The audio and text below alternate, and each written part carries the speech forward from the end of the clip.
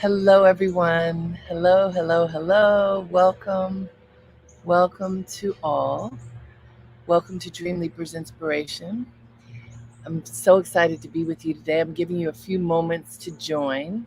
I realize sometimes I just get started and we need to have a few moments for folks to gather before we start officially. So, welcome. Welcome. Hope that you have been having beautiful days, one after the other. Welcome, everyone. This has been a glorious summer for me, for sure. Just remembering to pay attention to nature, to pay attention to my body, to pay attention to my family, my loved ones, my work, just really to pay attention and listen, both listen on the inside and listen on the outside to what's going on in my world. Welcome, welcome everyone. Welcome to Dreamleapers Inspiration. I'm your host, Harriet Cole. Very, very happy to be here with you. Once again, I'm with you from Sag Harbor, New York, a beautiful neighborhood in what is commonly known as the Hamptons. This particular area where I am is a neighborhood called Sag Harbor Hills that was founded in 1950 by African American families. This area was the one area that covenants in Long Island and in New York allowed for African Americans to build.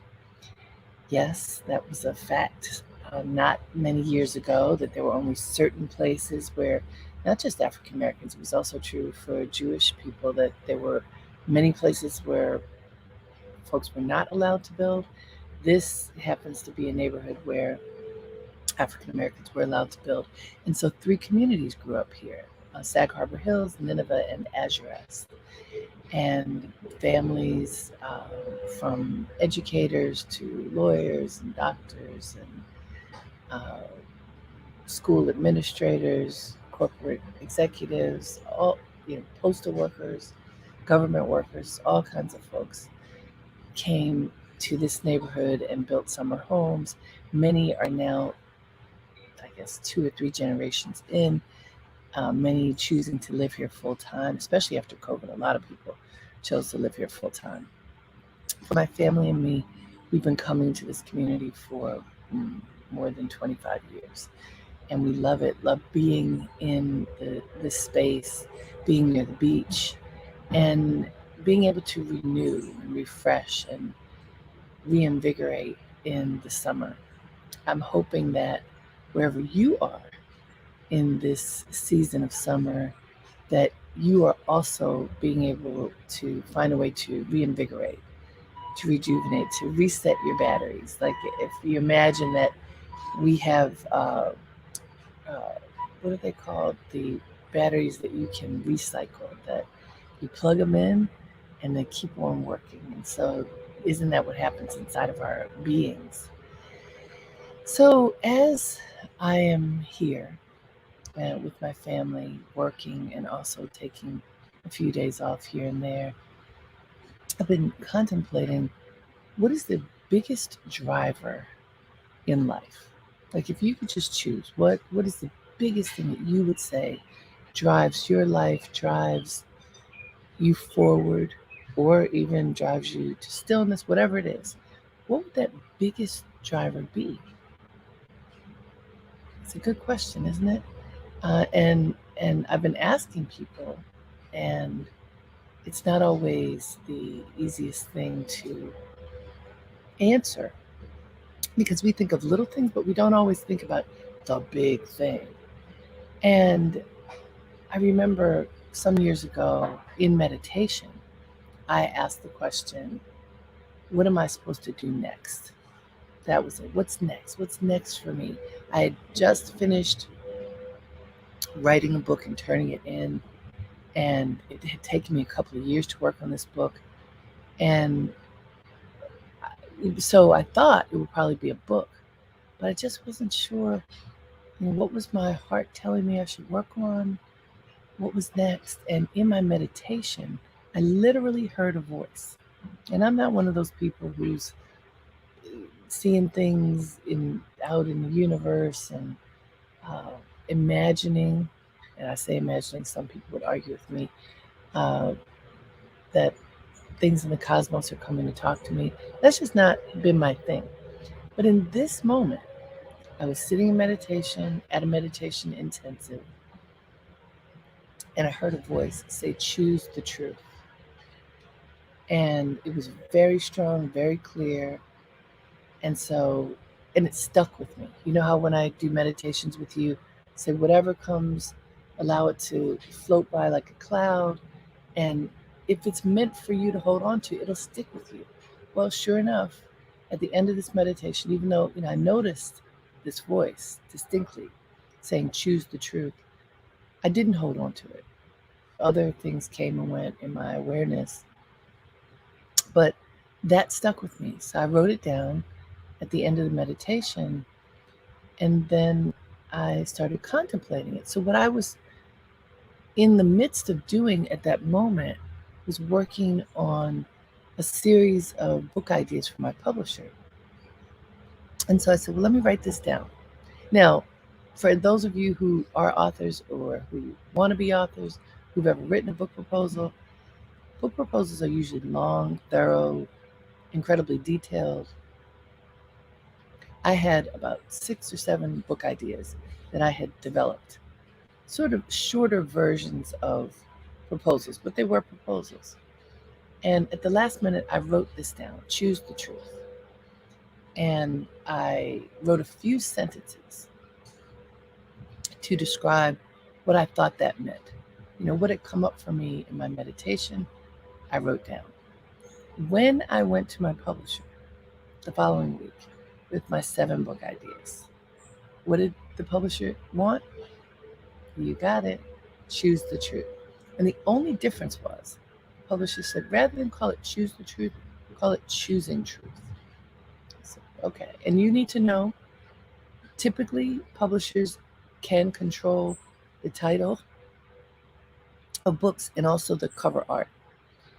There are many other things that authors can control, but those are marketing things, so they keep that under their control. To change it from a straight up verb to a gerund, choose to choosing, seemed like a small compromise. And they ended up putting a picture of me on the cover, so go figure. First of all, that indicates the power of meditation. I talk about that a lot, but I thoroughly believe that when you meditate and you allow yourself to be still and listen to the voice inside, you get answers. The answers coming from your own inner wisdom, that inner wisdom that connects you to the divine. That's what I believe. That's what I've experienced time and time again throughout my career and my life. Anyhow, that book became an exploration of the inner journey, mine as well as many people that I interviewed. And it was all about how you get to a deeper place of understanding what is the truth. Because on certain levels, you think things are true. Imagine if you go back and catalog your life. As a child, you thought certain things were true. You went to school. You learned all kinds of things to help give you perspective on what is actually true. You learn from your family, from your community, from your spiritual community, what you value. And in the space of your values, what you come to understand to be true. And so the truth, while the ultimate truth should be everlasting, steadfast, unwavering, getting to that is a completely different thing.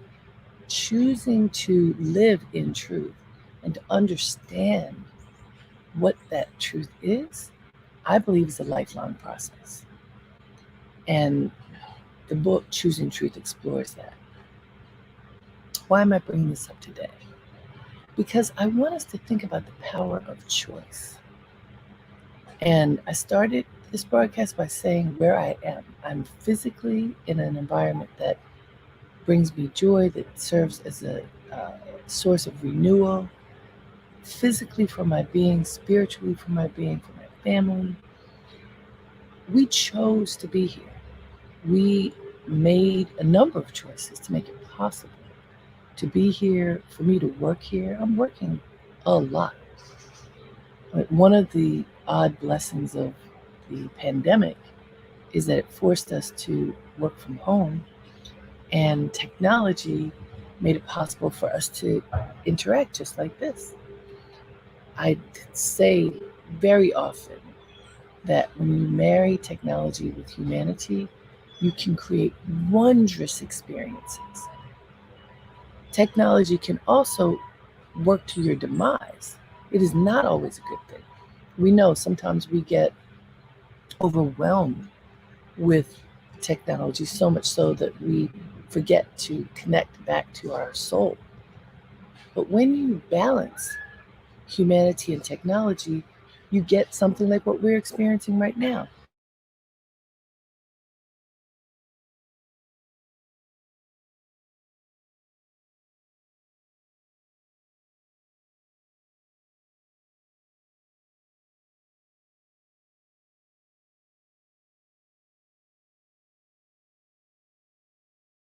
Dreamleapers inspiration. On the first broadcast, it's visual. This becomes a podcast and then it's audible. Either way, we're connected. Technology is making it possible for us to connect to each other in ways that we did not have just a few years ago. It was rare that people connected by video, even pretty rare, other than in corporate environments, that people did conference calls over audio in the past, say, 15 years. But it's going to be way less years that people connected over video.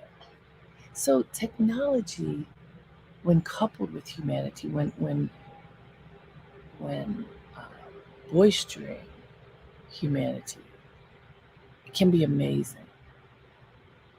Technology off doing whatever it does without the balance of humanity can be frightening. But this right here is a wonderful engagement, what we're doing together. Choice. We use our brains and our beings to figure out how to manifest our choices. And I learned in working on that book, Choosing Truth, because I dug very deeply into working to understand why we make the choices we do, how our choices can support us or derail us, and what happens when we stick to our choices. And that's why I want us to think about the power of choice now. Choice, while it is a noun, to choose is a verb. And I believe that verbs literally are the drivers of our lives. They are the action words. They are what set us into motion. You can have thoughts, and to think is an action too, but to move that thought forward, to go to the next level so that you're not just daydreaming, which I think we all have done, where we just contemplate something, we imagine something that we may want to do with our lives, that we may want to do in this moment, and then we've imagined it and the moment passes and we didn't do anything but think about it. And for some of us, perhaps many of us, there's certain things that we daydream about over and over and over again, over the months, over the years, and those things just remain sort of in the swirl of our imagination. Any of you have that experience? I have to admit, I'm very much an action-oriented person, and there's certain things that swirl in my imagination that have yet to manifest. And if that's true for you, well, that makes you human too. Enter choice, the action of choosing to move something forward. What happens when you recognize the power of choice within your own being? When you see that you have the capability to make something happen for yourself, that you do not have to rely on anybody else to make something happen. How many times have you stood down around something that was really important to you because you felt that you had to rely on someone else or um, get the okay from someone else. Somehow there was someone or something else involved so that you felt incapable of taking action, of making the choice that your heart, your soul, your entire being told you you should make. Has that happened to any of you? Tell the truth to yourself. Have you stopped in your tracks, not moved forward, convinced yourself you couldn't do something because someone or something was standing in the way? I have. I have. And I recently thought about something that I could have handled differently.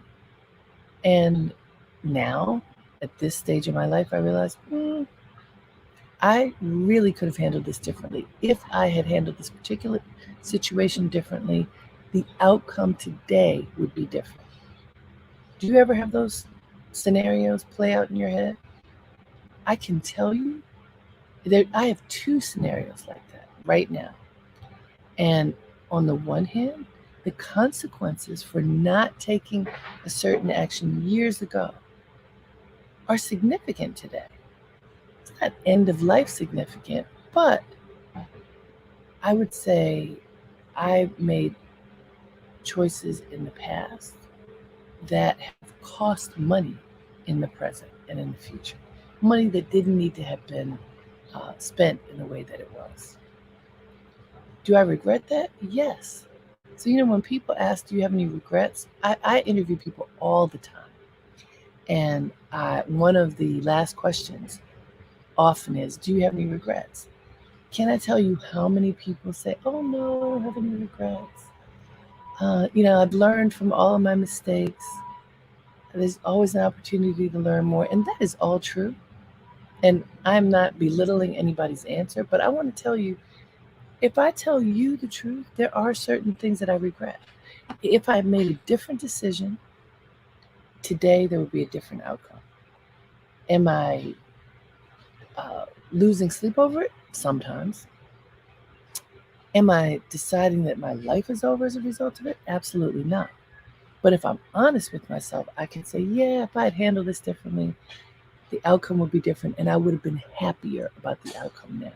So for me, it's important to be honest with me about these things so that I can recognize the power of choice in my own life. So I chose not to do something 20 years ago. And today, the payoff is different because of something I did not do then. Okay, we cannot change the past. But what can we do about the present? What can we do about choices that we make now? Think about it for yourself. Think about your life today. What is important in your life today? Really, think about this. If you have a pencil and paper nearby, let's take a moment. Let's take a moment and really contemplate what are the choices before us now? What is important in our lives now that requires us making a choice? That requires us making a choice, two different choices. Choice for the moment, for the here and now, and a choice for the future. So if you think 20 years ahead, what choices can you make for your life now that will help to set the course for your future? So I want to give you an example of something that many people may be thinking about now. If, like me, you have elderly parents, uh, you may be in a position of having to care for your parents in one way or another. Thank God, in my case, my younger sister Stephanie is living very near to my mother, who is now in assisted living. Thank God, 30 years ago or something, we got her, um, oh, what is that, extended care? I can't think of the name of it, but there's insurance that you can get so that when you get older, if you, or not even just older, and you need support, you can pay for insurance to help take care of your medical bills. And so we got that for my mother. And now, at this stage in her life, we have the resources to take care of her because we got that insurance. Do I have it for myself? No. And so I thought about this, like, okay, I need to do this now. I'm not getting any younger. I want to ask you, have you thought about that for yourself? Many people have elderly parents are dealing with this right now. How do I care for my parents? Do I have enough resources to take care of my parents? If you're blessed enough to have your parents, you want to be able to take care of them. Long term care, that's what it's called, long term care. And we have it for our mother. I don't have it for myself. So that's on my list of choices to make, intelligent choices to make, so that when my daughter gets to the point where she would need to take care of me, she doesn't have the burden of that financial burden of having to do it. I just said it out loud. I am looking into long term care. I need to look into it this week. Why do I say that? The choice to take action now is powerful. The choice to not take action now, the unconscious choice to forget. Oh yeah, I told myself that this thing, whatever it is so important. And then life got in the way and I got so busy I forgot. And 3 months went by, 10 months went by. Uh-oh, this happened, and now whatever that choice was is not as viable. Has that ever happened to you? The power of choice. What I have learned is, well, I talk about this all the time. Write it down.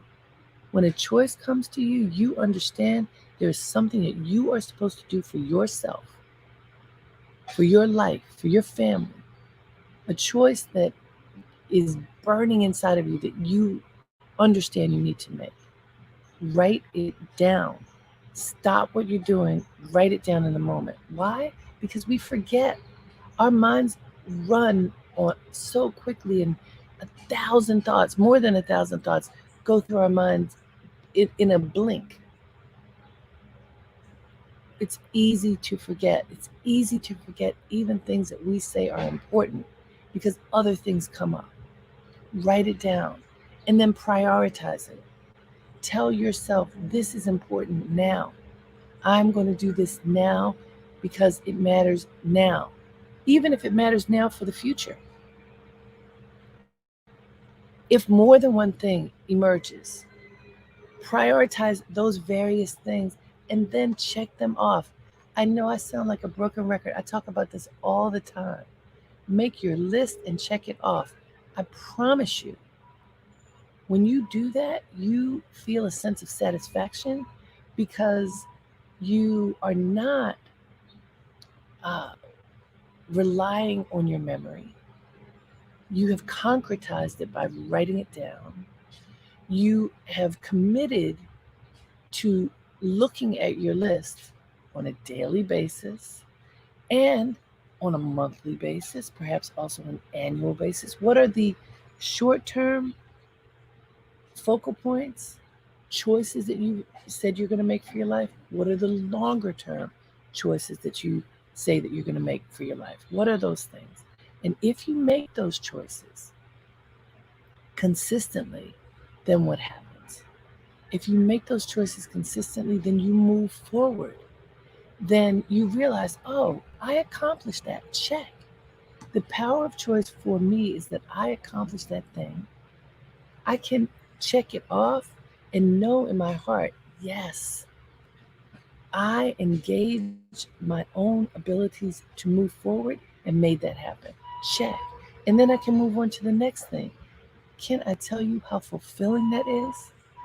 The power of choice to recognize that your power to choose and to act on your choices propels you forward. It's like I talked about being here in that sense of renewal, rechargeable batteries. That's what it's called. That for me, being in the sun, being by the beach, recharges my spirit, recharges my body, literally. So it's like rechargeable batteries when I'm out in this environment. Whatever it is for you, figure out what that is and choose to recharge in whatever the environment is that will that will get you animated and invigorated and healthy. that makes it easier for you to make your list and check it off. How do I do that? I haven't talked about how I make my list in a while, so I want to tell you. There are a few things. I have my long-term list. So what are the big goals? I write them down. I usually boldface them. If I do it on my computer, which now is helpful, I also do it in a handwritten journal. But I on my computer, let's say on the computer, wherever you do it though, the big buckets. For me, the big buckets are projects for work because I have multiple projects in my business. And I want each project to have its own focus and not get mixed in with other things. Under each project, I write down the to-dos, big to-dos and small to-dos. I have the things that are just for my life, for my health, for my family, for my immediate family, those who live in my house with me, for my extended family, my mother, my siblings, my husband's family. My friends are another bucket. Because I'm really busy, and I think you are too, I want to make sure that I check in with my friends. Sometimes I realize that I am not as attentive as I would like to be with friends. And so I periodically make lists of people who I want to be in touch with. Now, in the thick of COVID, I also, and I did this with you guys, I made lists of who are the people, and this started with elders, who will be important to check in with regularly to make sure that they're okay. What I have discovered, because we're still living in the pandemic, is many people have suffered uh, spiritually, emotionally, physically because of the isolation. Many people of all different age groups. And so I have a broader net that I've cast now where I just check in with people, not to interrogate them, but to I make the choice to connect with them, to offer my love, to offer joy and laughter, to be present and not let too much time pass. And that's part of my choice. And I put it on my list because if I don't write it on my list, I'm telling you, time can go by and I don't even realize how much time has gone by. The power of choice, when you harness that choice, and again, for me, writing it down, organizing it by project, by focal point, and then breaking each of the tasks down into manageable actions. So that's where you get to the daily. Some things are yearly, some things are monthly, some things are weekly. Some of those actions can be daily. When you do that, for me, it means I sleep better because I'm not waking up in the middle of the night going, oh, did I remember this? Did I do that? When I write it down, then I execute the plan. Another thing I learned from the wonderful spiritual teacher, Baba Muktananda, well, he suggested that at the end of each day, you recount your day. Just look back and notice what happened during the day, what worked well, what didn't work so well, how did your day play out? And then you make a plan for the following day before you go to sleep.